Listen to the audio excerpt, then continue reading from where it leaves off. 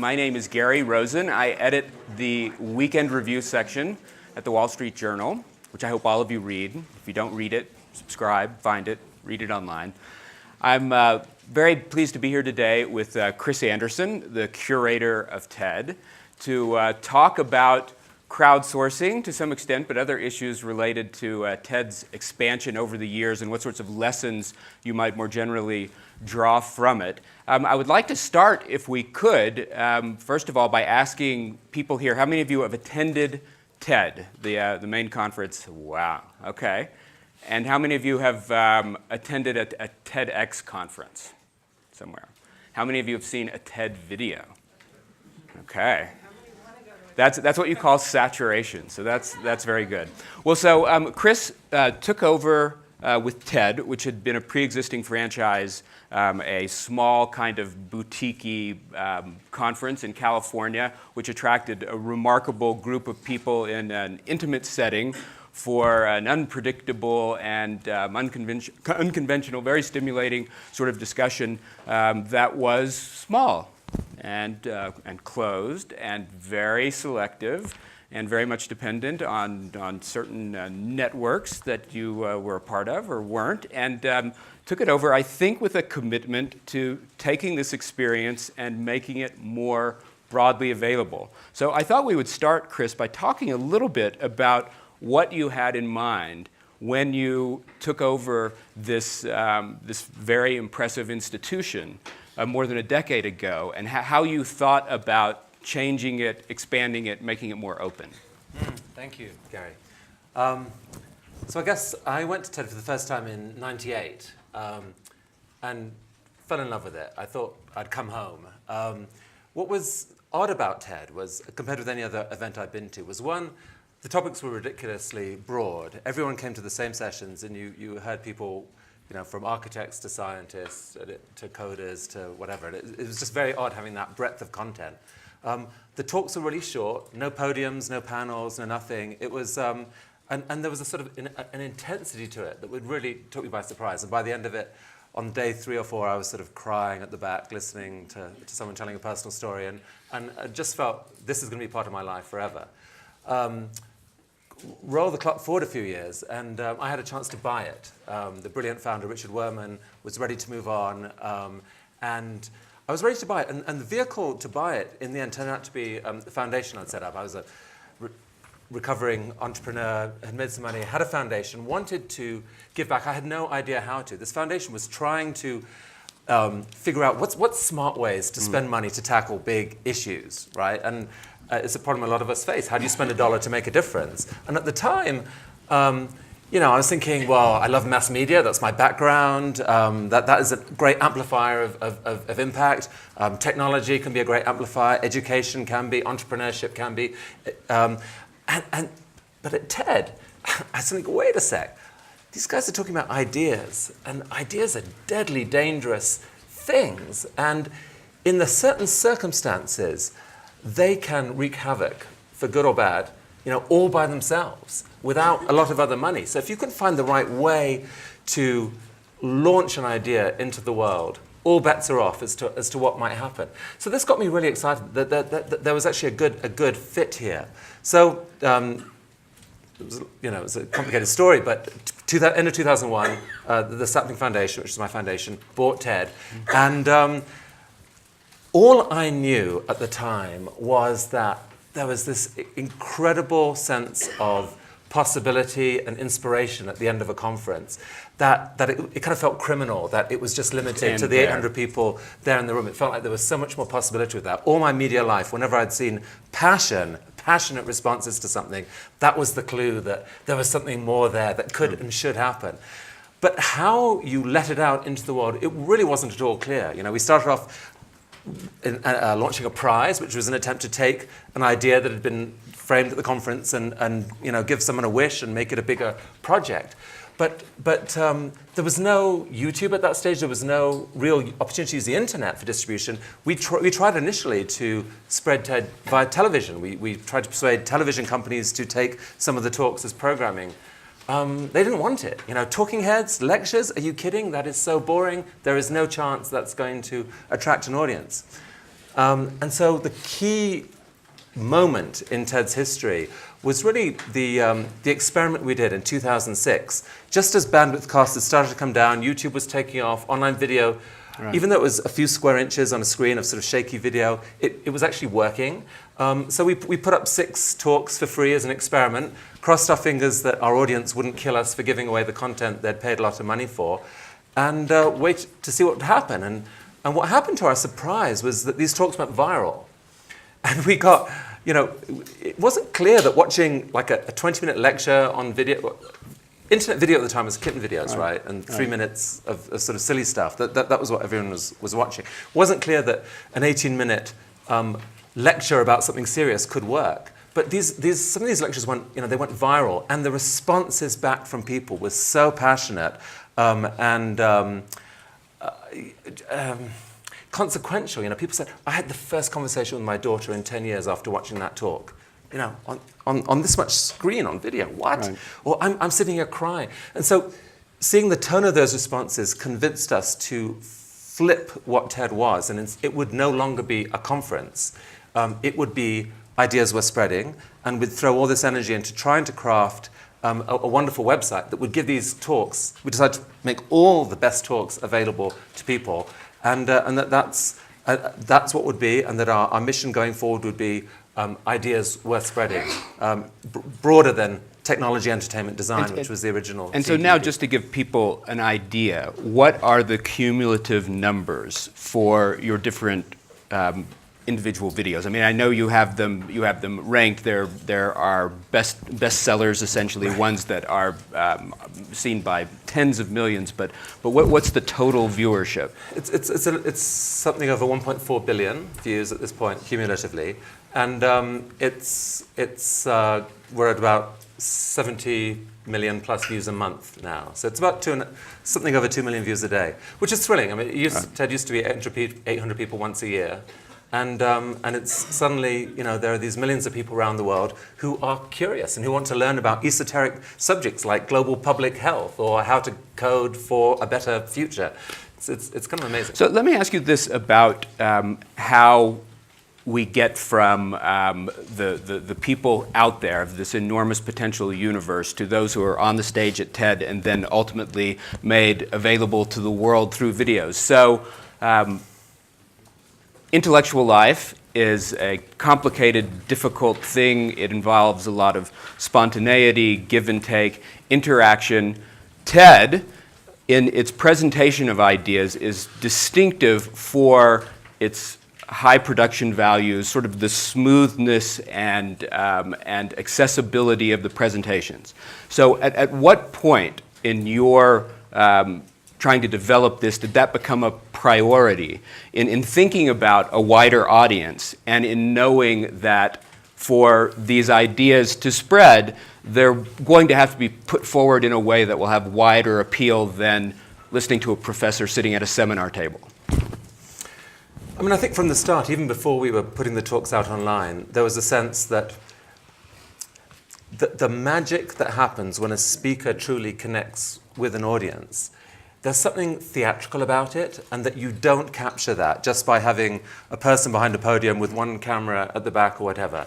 The metaphor, where I think all this comes from, the magic of human-to-human communication, I think it goes way back into how we are wired. I think it goes back to ancient campfires. Mm. And if you think about that, that was a supremely theatrical setting, the dark night, the fire crackling, people gathered around, the man with the painted face rises and starts to talk and looks at everyone in the eye. And that is not a boring situation. So it's kind of this criminal tragedy that talk for a lot of the last century got consigned to stiff person behind podium mumbling and people struggling to keep up. There is so much more potential than that. There are so many biological and actually quite mysterious ways in which one human looks at another talking and is feeling their emotion and their passion, is making judgments and is sort of looking them in the eye and is feeling just a wide variety of things.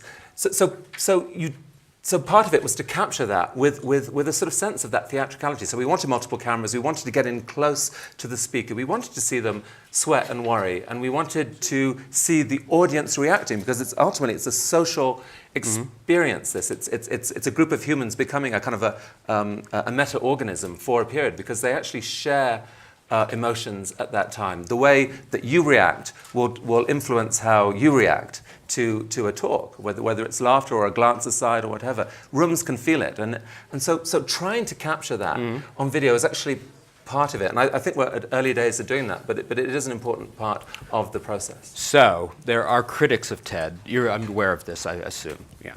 So they go, okay, we've got these really smart people who've done lots of work in a range of fields, and they get up there and they give this little show, and it's a kind of intellectual entertainment, and you throw it out there and it goes into the YouTube mix, and people think it's interesting and diverting, but is it really in any way spreading ideas, prompting thought? It's superficial, it's lowbrow.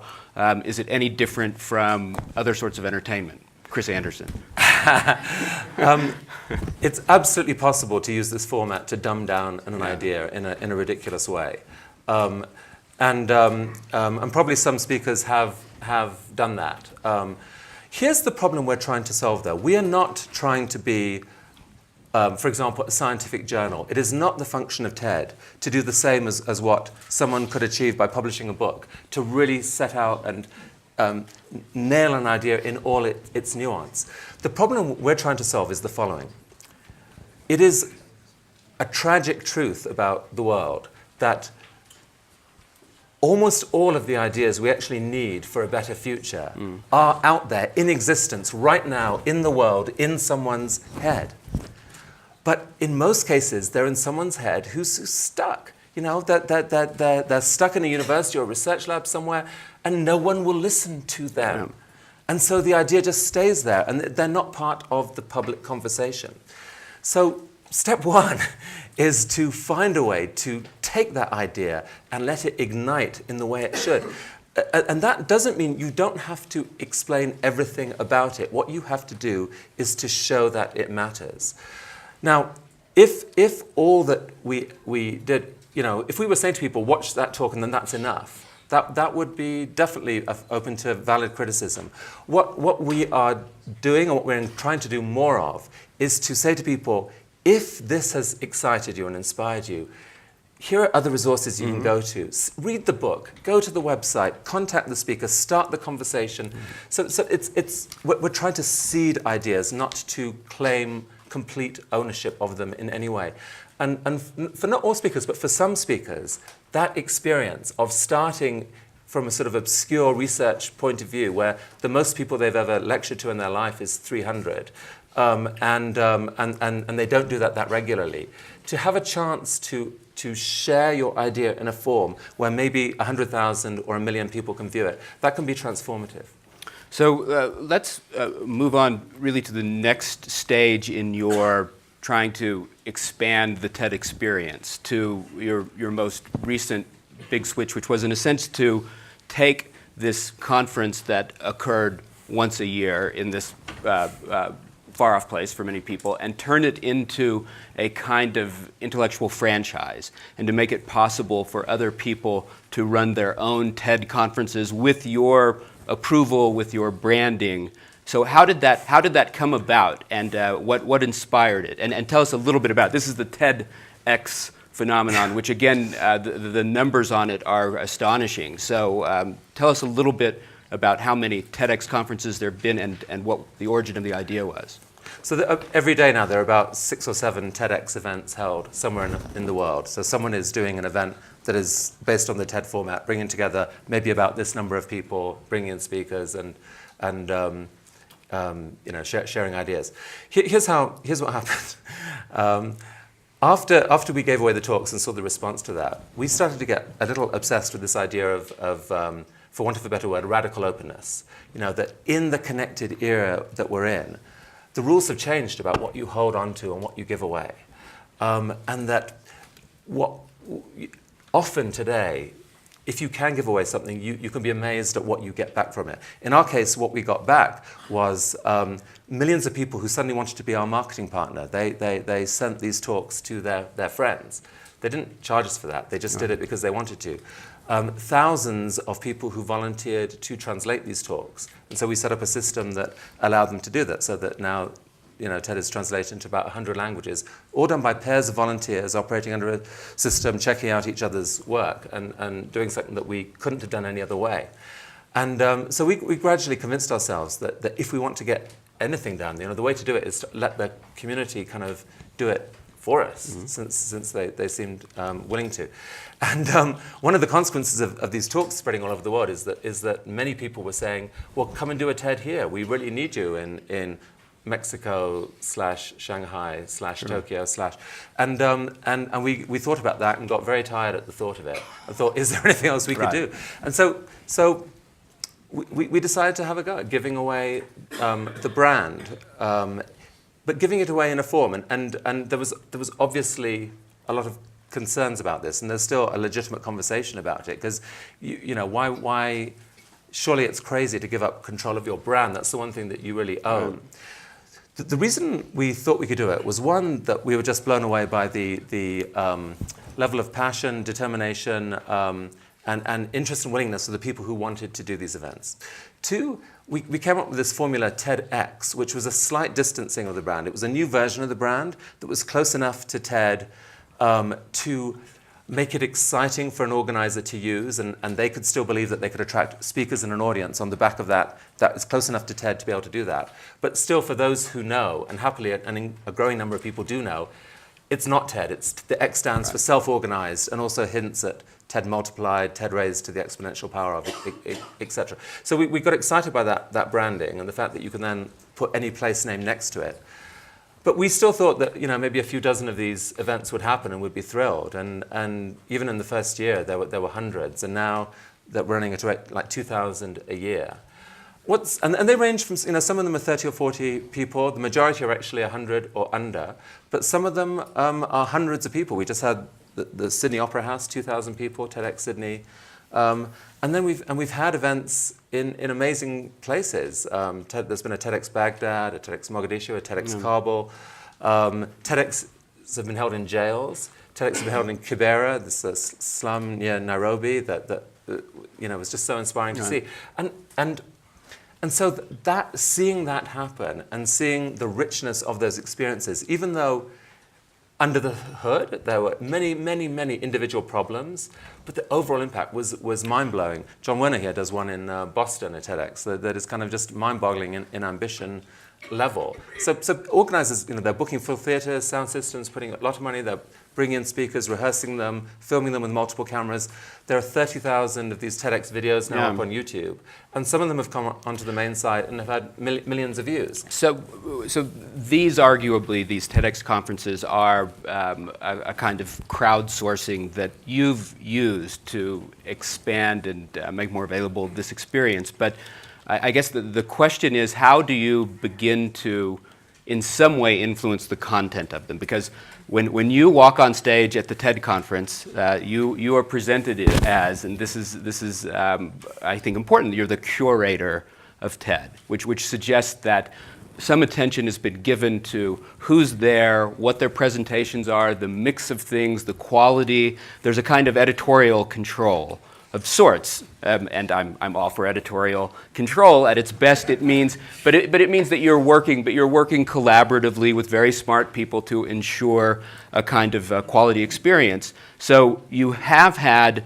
some difficulties with some of the TEDx conferences, and there was this one instance that we were discussing with, I guess, TEDx Charlotte, where someone got up and gave a talk that depended on all sorts of technical jargon drawn from theoretical physics, I think. Well, per se, we don't mind that. No, exactly. No, theoretical physics is fine. It turned out it was gibberish. It was gibberish. Yeah. He didn't know what he was talking about. He had somehow made it past whatever sort of content screens there were, and as soon as it went up and real physicists began looking at it, they said, this guy is insane or a con man or something. And so what sort of response did that prompt on your end?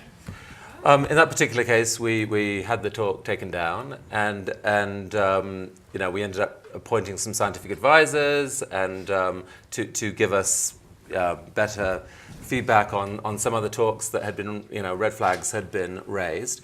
So a couple of things to say. One is just the scale of this. So there's 30,000 videos out there. There have probably been a dozen that I know of that have been problematic.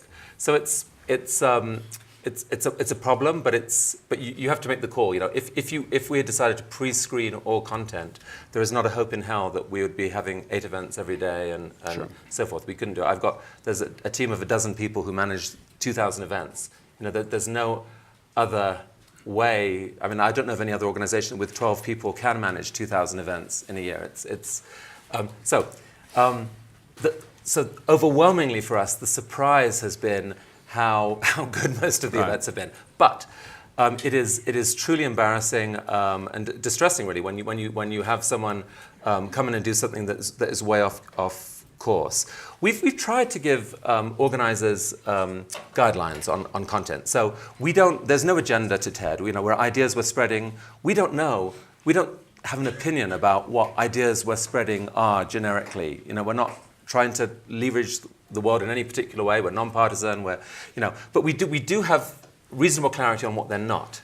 And there's 4 specific things that we don't think are ideas we're spreading. We don't think the world needs more people banging their heads in sort of old sort of political shouting matches that you might see on cable television, for example.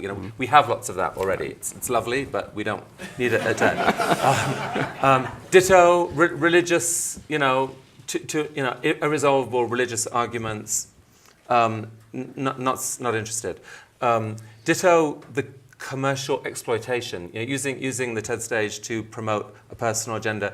You can see that on QVC or on the Shopping Channel or whatever. We don't need that at TED, and we don't need pseudoscience at TED. There's we think of science as humanity's best effort so far at a process of getting smarter at knowledge, learning more, and it's all scientific truth is provisional and all the rest of it. But there's over time, scientists agree on certain things as being likely to be true, and there's a group of people who like to try and hijack the language of science for their own ends. We try and exclude that as well. That is actually the hardest one to exclude because it's hardest to really clearly draw the line between pseudoscience and real. You want people who are scientific mavericks sometimes to come and shake things up, etc. And so that's probably where you've had most trouble. Is some organizers, there are people who have some great sort of idea for healing the world through some cosmic rhythm or whatever, and it's inspiring to some people, but probably beyond the line. So we've had a few talks, and so what we're trying to do is just be smarter about the guidelines we issue. And have an open debate with the community about how to better identify, recruit people. And the good news is that every year these organizers do an event, they get better. My first TED event, 2003, was ropey. I hadn't done one of these before. I was very stiff. There was lots of things went wrong. I was over-didactic on stage. The next year, a bit better. And the next year after that, maybe a bit better still. Yeah. So the same thing's happening with these TEDx organizers. So I mostly feel just exhilarated at the fact that there's tens of thousands of people out there in the world who are spending a huge part of their time trying to build a local community that will raise the conversation that they're having and talk about their future and what they're going to do as a community and what ideas make sense. I find that thrilling. Well, so let's talk for a moment about this slogan, ideas worth spreading. So that is a grand slogan, right? And you cover a range of things, but you bracket off politics, you bracket off religion, and there are exceptions. But here's my big question for you: are you making is that a cop-out? Is that too easy? So you can say, oh, there's lots of politics, there's lots of religion, we can't do that. In a way, you've bracketed off the most important, most contentious things. Is there not a constructive way within the format that you've set to deal with these questions? I think that's an important question. And I think there is a way sometimes to do that. So the way we don't say that there can be no politics or no religion or no reference to companies on TED. What we don't want is the headbutting that we are familiar with. So the political talk that we're interested in is when a politician won't give a stump speech, say, but we'll frame something outside the box. We'll talk about politics in a different way, in a reflective way, in a way that won't immediately press thousands of partisan buttons in other people's heads. Because as soon as that button is pressed, what happens is people stop listening. They go into a different mode. They shut down. The whole idea of absorbing an idea is to start with an open mind and to listen and to think about it. And so I guess the short way of framing what we don't want is we don't want talks that are easily labeled as shutting down that response. So we had George Papandreou at the TED Global Conference just now, who's obviously a controversial figure in Greece, and we thought that there were lessons from that whole crisis there that could be interesting to hear. And he came and his first words were, "This is not like any speech I've ever given." And he gave a very sort of humble and reflective talk on how horrifying it had been that the political process had been hijacked by markets, and that there really was a need for radical change in the political process. So it was reframing political questions in a different and to us refreshing way. But I don't think we're at the last word on this. I think we're still exploring on what's. TED started off as technology, entertainment, design. It's gradually moved into broader issues. And I do think people in the community want to engage. It's clear that they want to engage in the real world in real ways, and that you want to see ideas have their effect. And if that means engagement in the political sphere, so be it. So you've had this incredible success over a decade plus. You are certainly one of the more successful intellectual entrepreneurs of recent memory. But you have this franchise now that is so successful, it's become part of our jargon. People know what a TED Talk is. People know what a TEDster is. Something will be described as TED style. And there has come along with it, with the expansion of the brand, a kind of prestige about it. You're the sort of person who goes to TED or is involved in TED. Is there a point where you say to yourself, we've done what we can with this brand? It's something that has served its purpose, but has perhaps exhausted its usefulness. Does that moment ever come? We could throw that one to the audience. Okay. Well put. Diplomatic. I think TED was perceived as a sort of prestige among the people who'd heard of it, as a prestige and brand only for the elite. In many ways, the journey of the last 11 years, 12 years has been the democratization of TED. We've had a fellows program to invite people to come to the conference who couldn't afford it. We gave away the talks for free. We translated them. We gave away the brands so that people could organize their own events. So it's hard for someone to say, why won't you let me into TED? Because the answer to that is, hey, do your own TED event. Here's the license right here. Yeah. And so I flip it the other way. I think we're as a non-profit, we're incredibly lucky that instead of my having to go out and spend all my time raising funds like so many non-profit heads have to do, we have this business model at the heart of it, which is funded by the conferences, which are very profitable. People do pay a lot of money. Some of them, it's their. It's a financial hardship for them to come, but it's that money funds everything else. It funds, the website and the TEDx program and the TED-Ed initiative. And so before we go to the audience with questions, so start thinking about your questions. What sort of general lessons would you draw from your experience? Because it seems like you have dealt with typical problems when someone crowdsources. You get lots of energy, lots of different ideas, but that openness means sometimes that you can dilute what you're doing. You can have questions of standards. You compromise in certain ways. So what have you learned from expanding this brand in such a profound way? Certainly the opening up can be unbelievably powerful. But that you shouldn't over-romanticize it. The devil is in the details. If you look at Wikipedia, which is everyone's favorite example of how did that giving everyone permission to edit page, how did that lead to the world's sort of greatest source of free information about so many things? And it happened because of the nuanced rules that they have set up. They've got extraordinary number of controls, a lot of volunteers there, keeping the site relatively honest. And despite that, there's probably at any one time at least 1 million errors somewhere in Wikipedia. And despite that, it's an amazing global resource. So the devil's in the details, and we're early days on it. We're still learning how to do it, but it feels very much like my job is, TED is this sort of ecosystem. I'm a gardener. This is not a top-down thing. It's a whole community of people, and we're trying to figure out how to get the best from them and to listen to them. The other thing I've learned is just the hopeful thing that it kind of is amazing that there are, and I think very hopeful that there are so many people out there in the world who want to learn, who kind of, when I went round on this tour of a lot of the sort of TEDx events last year, met people in these different countries who were coming to the events. A lot of them are university students or people in their 20s.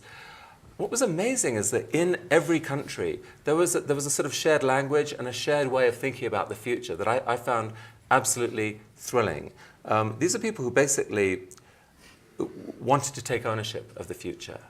Instead of the future being this thing of dread coming down towards you that you could sort of worry about and moan about, the future was something that they believed they could play a part in shaping, writing. And that mental shift it happens to a lot of people who listen to a lot of TED speakers, because they're all sort of, reality shifters in their own way. And it's infectious, it turns out. And so seeing someone in Cairo and Tunis and Sydney and Tokyo, these kids all sort of saying, I don't want to be bogged down in the issues that the last generation were in. I really think, with a bit of work and a bit of ingenuity, we can imagine a better future. We can use technology, we can talk to each other, we can connect with each other, we can connect across the world, we can learn from wise people. We can make a better future. And I got really inspired by that myself. Very good. All right, well, I'm sure you have lots of questions. We have microphones somewhere in the room. Microphone over there. So we are going to start over there. Question on this side. Sir. Steve Levine with Levenger. Can you give a favorite example or two where ideas then went on to change things in a big way?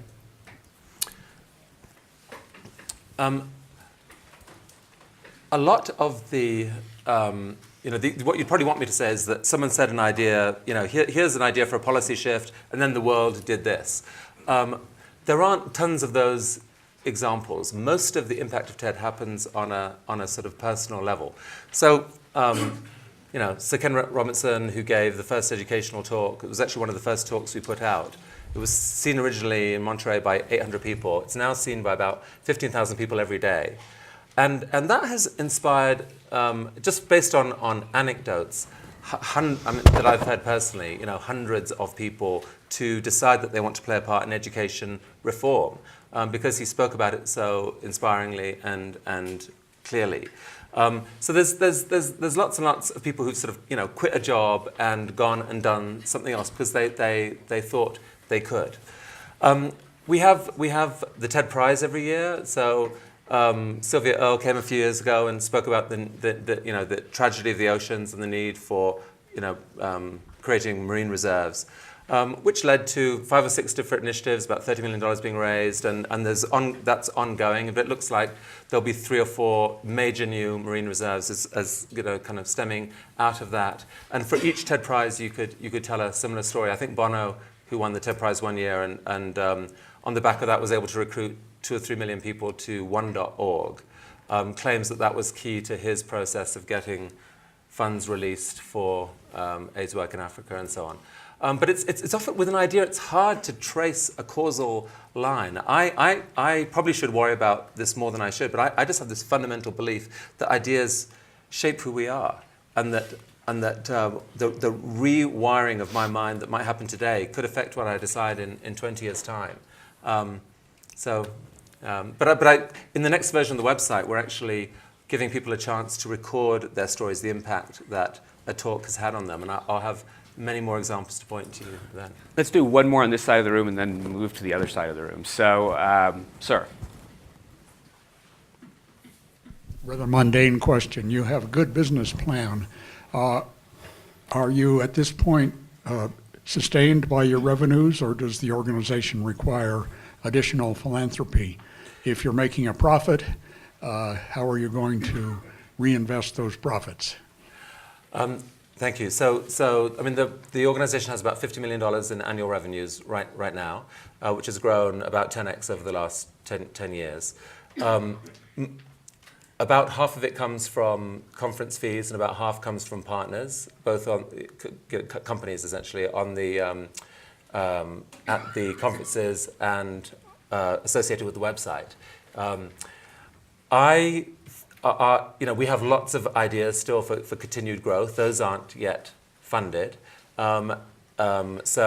So on our current scale of operation, yes, absolutely sustainable. But for the next things that we kind of think of doing, of taking this further, I think what we would like to do is to actually add a third layer of funding, which is strategic philanthropic support for not for one project owned by a philanthropic donor, but for a high-powered team of philanthropic-minded people who like this mission of the power of ideas and who could get involved across the board. Because what I don't want is to have the organization majority funded by corporations, for example.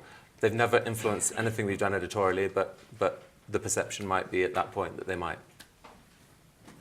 And questions over here? Who's the closest? This gentleman right here behind you. So, as TEDx is becoming a very well-known global brand, are you worried that a TEDx event might someday become bigger than the main TED? This is what we dream of. This is, I mean, I do worry about it, but in a good way. And not just TEDx. Other events and so forth are using a lot of the same sort of style of communication. We love it. I mean, I think. It's fundamentally, if we were a company, it might be different, but we're a non-profit. The mission is just to see good thinking spread. And so the TEDx organizers keep us on our toes. John here has done stuff that makes you go, wait a sec, we didn't think of that.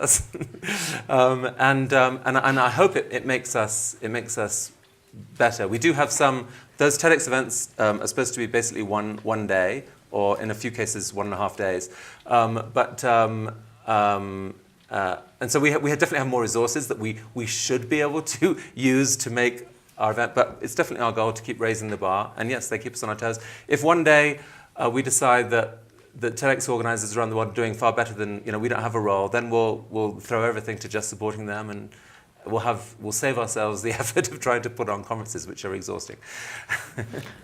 So, there's a hand right here. This gentleman, I'm sorry, I'm this fellow with glasses. Oh, well, we both have glasses, so what good has that done me?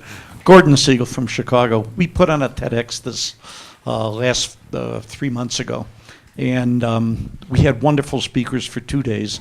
And then we sponsored 500 inner city students on a Saturday morning, brought them in by bus and had them there, and had unbelievable speakers and an influence. We had that Los Angeles gardener taught about planting in the inner city.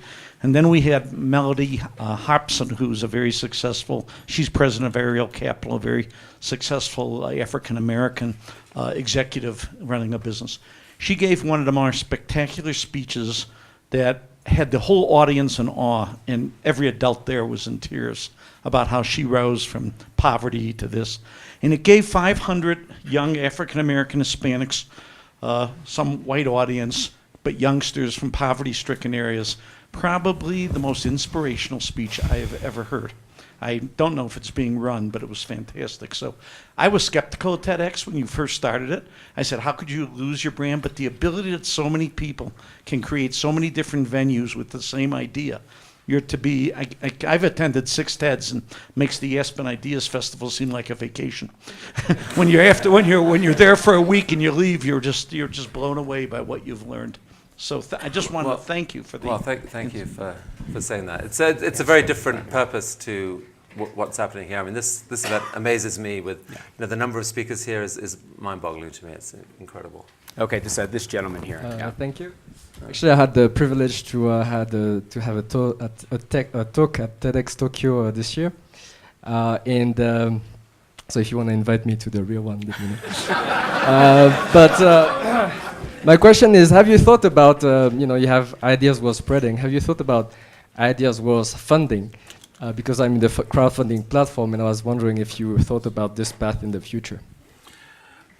I mean, we absolutely want good ideas to be funded, and I think it's true that a huge number of the best ideas that have been shared on the TED stage have ended up being funded by someone, often in a causal chain that's related to their talk. You know, when an idea gets exposed to 100,000 or 1 million people or more, they get a lot of incoming offers usually. So I don't know that it's something that we should do. I think if we did, we could easily. As soon as you inject a big financial incentive into it and people think they're coming because they're going to get funding from TED, it sort of subtly shifts the tone. So I'm not sure it's something we should do, but I think it's absolutely something that we welcome as a consequence. But it's also too the TED Prize is meant in a way to we give one speaker a year $1 million, Yeah. and much more importantly the support of the community behind an idea. Sorry. Well, indeed. That Perry has happened as Chen well. here, somewhere in the audience. Okay, so you, sir, up front. Chris, you mentioned 1.4. I think, hold on, if you could just hold on for the microphone. It's coming right behind you. Chris, you mentioned 1.4 billion views. Right now, there are about 1,300 talks on TED.com, 30,000 talks on TEDx. Those numbers seem big, but those numbers are going to get a lot bigger. In terms of big data and some of the opportunities for curriculum in schools, where do you see this going? And also, you didn't mention TED-Ed. I think you've done some amazing things there in terms of crowdsourcing. So a year ago, we launched an educational initiative, TED-Ed, with basically from the obvious realization that if you're going to be in the business of spreading ideas, you have to do something for kids who have their whole lives ahead of them and for whom ideas probably matter more than for anyone. That's a series of shorter videos, animated, and also possibly even more significantly, tools that would allow a teacher to take any video and turn it into a flipped lesson, perhaps a conversation for another time. So that's fledgling. We're excited by the early response to it. As the numbers go up, I think the community becomes more and more important. I mean, it's you just have to look at YouTube, where you've got several orders of magnitude more content, but somehow people find a way of navigating it, and things go viral and so forth. I mean, there's the genius of the internet is that even with vast amount of content, you can get visibility of the best stuff. And so we're open to suggestions on this. There's the new version of the website has lots of new tools, such as allowing people to instead of viewing a video, you can just you can form a queue like in Netflix. I want to watch this later, and people can build a library, and there'll be more sophisticated recommendations and so forth.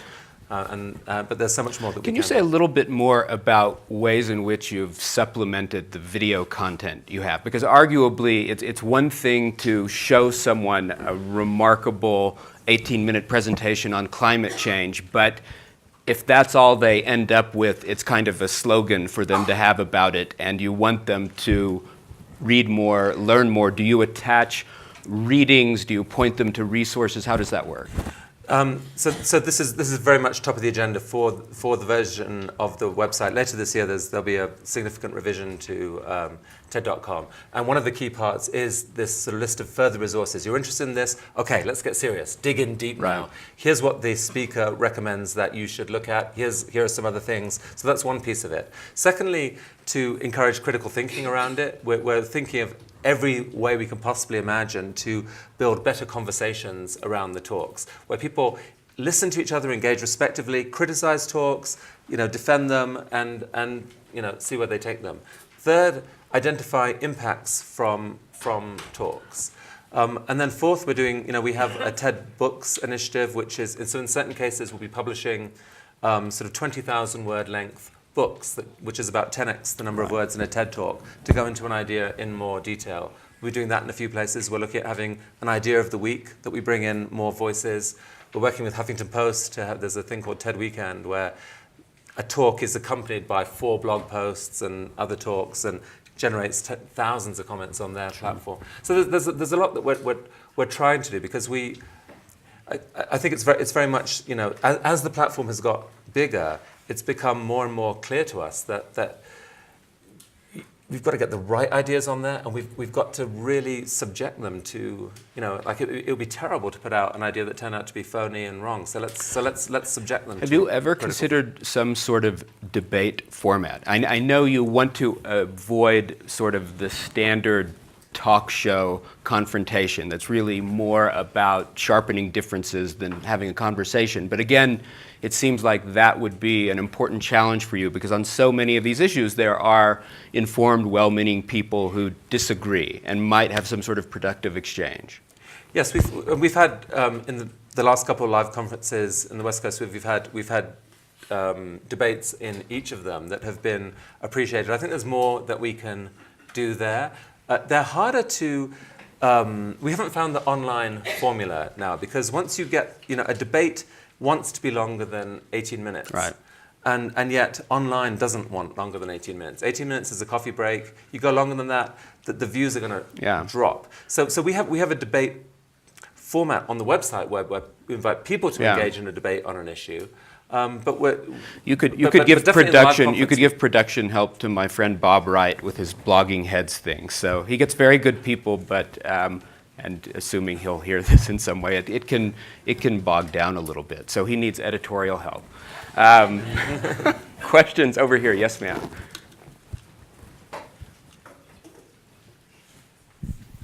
What is your process for selecting the speakers? And what kind of control do you have over the speakers for the TEDx, if any? For your latter point first, no direct control. We just give them guidelines, and then it's over to them. If they really screw up badly, they won't get a license renewal. But it's our principle is try. For us, there's no formula here. There's no algorithm that will pull in. So what any one conference has a theme on it. So it might be the pursuit of happiness, or the future we will create, or something quite broad. We will look at, there's probably 3,000 or 4,000 now suggestions from the public that come into the website. We'll look at that. We've got a curatorial team of like half a dozen people now or so who are looking out at what's out there and research. The goal at this point is to, so it's a mixture of starting with an interesting person, in some cases, that we come across, and then asking, are they really the best person in the world to talk about this topic? And can they talk about it in a way that's accessible? And if they can't, do we think we could help them do that? So that's one approach. And another approach is, this is a topic we really have to have in this conference, because it's a really a big issue in the world right now. Who can we find? And that's more like a research thing.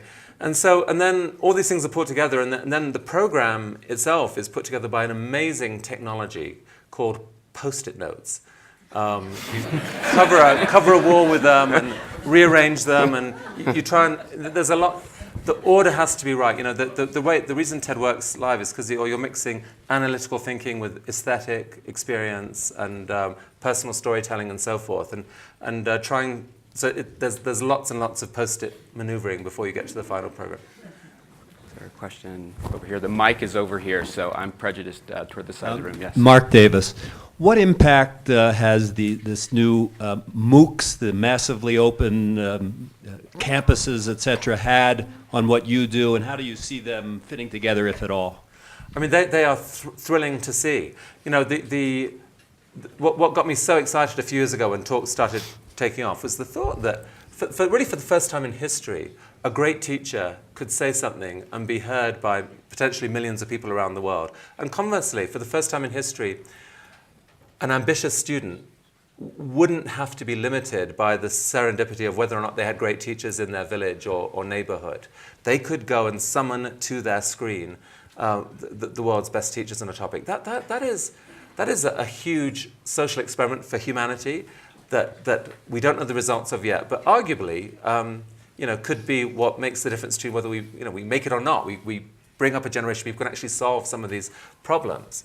I think the potential for MOOCs is unbelievable. The fact that a great professor can now, reach 150,000 people is thrilling. So they go into a topic far more deeply than a TED Talk. And if someone who seriously wants to learn about physics or coding or whatever, don't watch TED. Go and do a MOOC. TED will give you clues as to what your passion might be or what where you should look.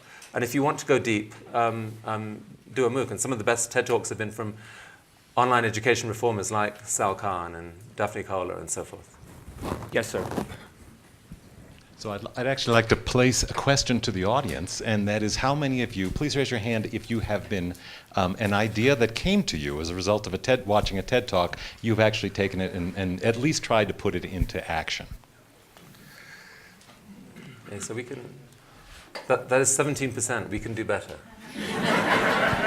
Okay, well, so but now, 18% so next what? year. I want to hear details. So I assume this has happened with you. So briefly, Absolutely, and following up on the MOOCs question, yeah. I watched Daphne Koller, I believe her name is, her TED Talk on MOOCs. Yeah. I'm a member of the National Climate Assessment Federal Advisory Committee. We've got a major report on climate change coming out, the impacts of climate change in the United States.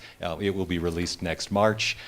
When I go back to Washington, D.C., where I work, my first responsibility on Monday will be to actually pitch a MOOC using the National Climate Assessment as the core curriculum, if you will. It's free, it's state-of-the-art, it involved hundreds of the nation's top climate scientists, and that all came to me as a result of watching Daphne's TED Talk. Okay, another testimonial. Awesome. Okay, yes. I was wondering if you have TED Talks for the elderly. Oh. That are, TED Talks for the elderly. Hey, you know what? Ideas know no borders, and I don't think they know age borders very well as well. I mean, but people who are confined to, their elderly homes and or housing, and just really don't have a place to go where they can get a lot of information for their right. age group. I would guess for someone that you've described, there's probably at least 800 talks on TED that have no interest to them at all. They're about sort of quirky aspects of the internet or science or whatever that might not. But I bet the other 500 could be great for them. To actually give you the names, I'd have to do it. But you could, you could start out by watching Jill Bolte-Taylor's talk on how she had a stroke and how she responded to that. It's a truly astonishing story. So a woman right behind you with the pink scarf. Hi, Chris. So there are many conference organizers today that request that their speakers give TED-style talks at their conferences, and those talks rarely are the quality of the talks that are given on the TED main stage. Can you talk a little bit about what it takes for the speakers to be able to give talks at that level of quality on the main stage at TED? Well, we're still learning this ourselves, and as the years have gone on, we're giving more and more assistance to speakers, because it actually is really hard. The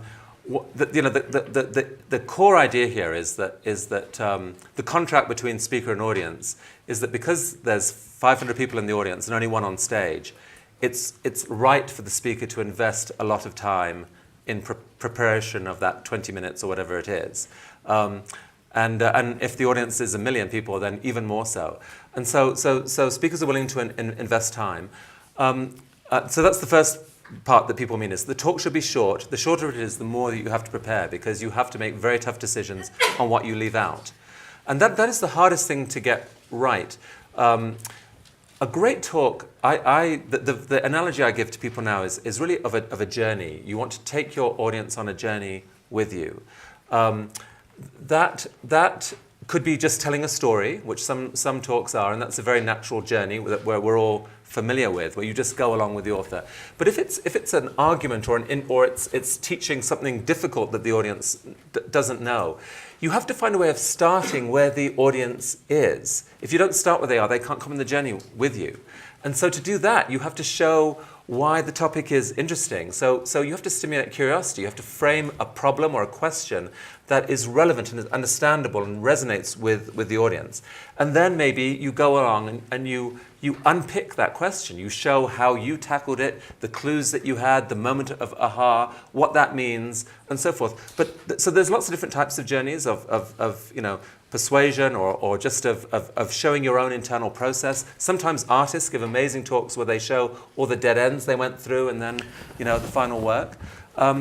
But the key decision that speakers have to make is you just have to leave out 90% of the great ideas and work that you've done because there isn't time to develop it. And the key mistake that people make is that they leave out all the examples and give a talk at a conceptual level. You can't do that. You have to say, this is the idea I want. For example, this is how that plays out. You have to give examples and tell stories to make it resonate. It's like good journalism. It's like good journalism. Right. So let me ask you a question. So a measure of your success is that you can go onto the internet and find lots of wonderful TED parodies in The Onion and elsewhere. So do you have a favorite TED parody talk? I mean, the Onion talks were great. Yeah. You know, they have a bunch of very eager people sitting in the audience, ready to stand up and applaud at the least, you know, notice. Speakers, kind of, their particular form of parody was of speakers who would say, "This idea is going to change the world. I can't tell you how just yet, but it honestly will. Right. Believe in it. Believe in." Yeah. You know. And they're actually really good for us because they Sure. show us the edges of where we are getting close to over-promising or whatever. So we laugh with them, we love them, and then try and learn from them and make sure we're not. But by the way, at the end of every TED, we do our own parodies. We have, you know, someone will get up and parody most of the speakers that happen. So it's very much part of the. I think we have time for one more question. I don't know where the microphone is. It's going to determine. So we're going to pass it way over here. Thelma. Yeah. It's Thelma, right? I'm sorry. Yes, we met. Yes. Hi.